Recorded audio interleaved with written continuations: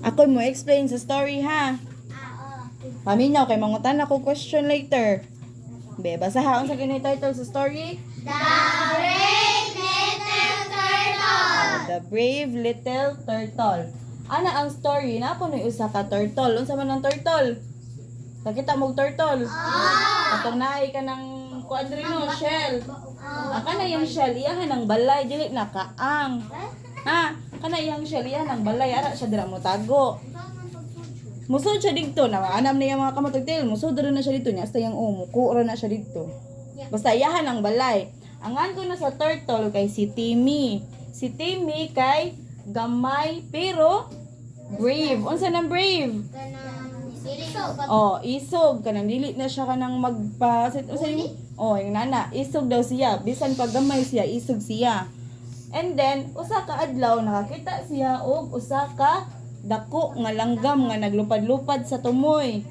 Unsa yang nakitaan? Langgam nga dako. Dako nga langgam. And then, ang langgam kay ganahan siya, iyang dakpon si Timmy. No, awa. The bird wanted to catch Timmy. Pero si Timmy kay nagdali-dali siya og tago sa iyang shell, sa kato iyang balay, katong na siyang luyo ba? Nagdali-dali siya og tago dito sa moto, wala siya nadakop sa langgam. The bird couldn't get him. After the bird flew away, Timmy came out. Diba, wala man siya nadakpan no, kay nagdali-dali man siya sud. So ang langgam kay nilupad na palayo. Kaya wala man niya nadakpan si Timmy. Pagkakita niya nga nilupad na ang langgam palayo, nigawa si Timmy sa iyahang shell. Very good.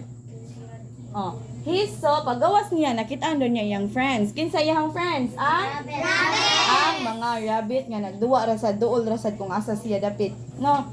And then, ilang gi-cheer si Timmy. Kaya nga nung iyang mag-cheer si Timmy? Tungod sa iyahang pagka-brave. Wala siya nahadlok sa nahadlok siya sa langgam, ba't kanang wala siya kanang naratol, nga ba, wala siya, kay if maratol man tano, dili na takabaon sa buhaton na to, mo na nga kanang usahay kay ma-hurt ta, kay tungod sa tong karatol. No? So, gi-cheers siya mga friends nga katong mga rabbits, tungod sa iyahang pagka-brave. And then, Timmy felt proud and happy. Nganong nalipay man si Timmy, niya na proud.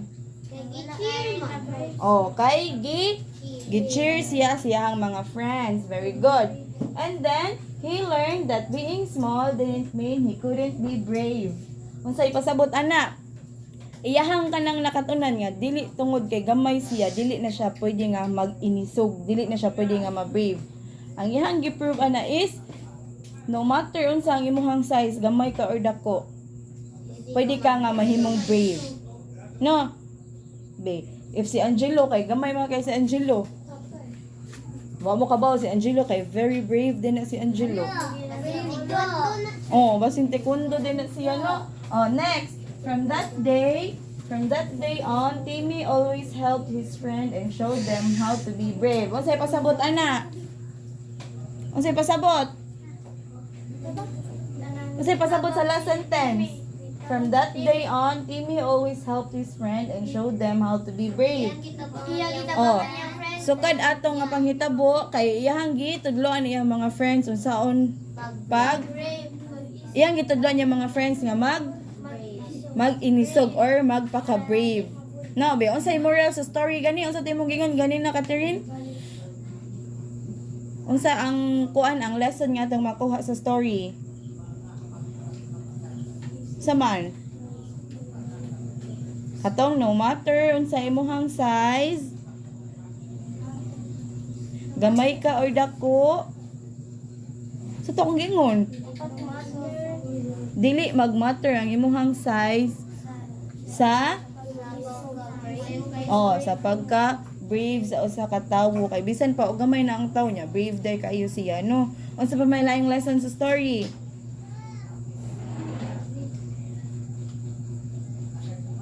Unsa pa man?